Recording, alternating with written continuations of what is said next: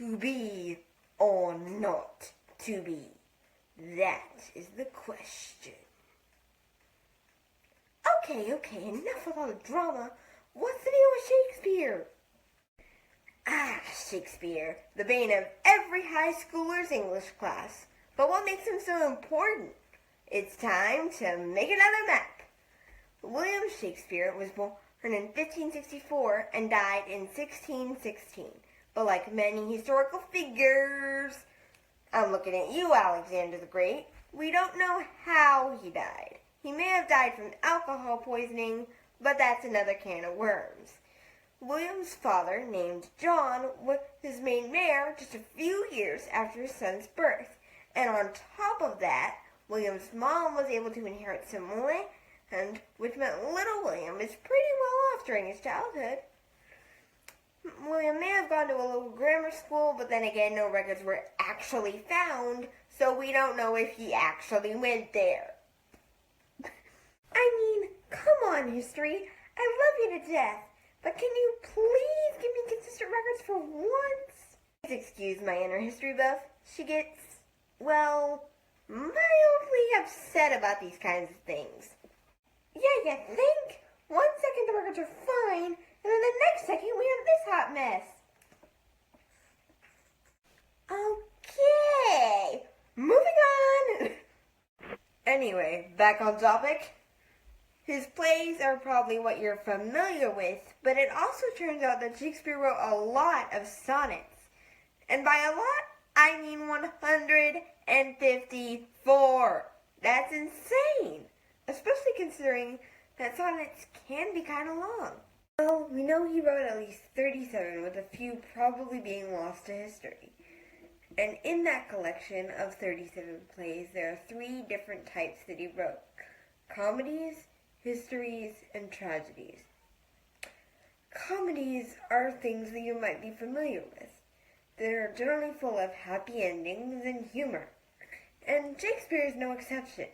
Of course, that humor might be different than ours in the sense that it involves donkey heads and crazy mind magic, but the fundamental concept is still there. A tragedy is basically a comedy's polar opposite.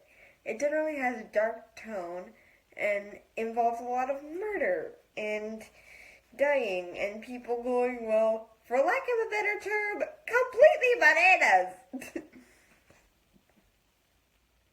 And last but not least are the histories, which may not be as well known, but are still pretty cool as they focus on history like their name suggests. Although, be warned that distinguishing between a tragedy and a history can be kind of fuzzy, since tragedies can be based on historical sources. But a way to tell them apart is a lot of the time tragedies focus on internal conflict, while history focuses on, well, the history. Although these differences can be a little fuzzy sometimes. Another thing that ties Shakespeare's works together is his language, which, if you don't know, is stupidly difficult to read. Like having to read someone's lines 5 times over difficult. This is for 2 reasons. For one, Shakespeare, like all the other authors of his time, wrote in early modern English, which is where a lot of the more formal descriptions come from. And secondly, Shakespeare made up a lot of words and phrases on his own, along with using metaphor-rich descriptions, which makes things even harder to read.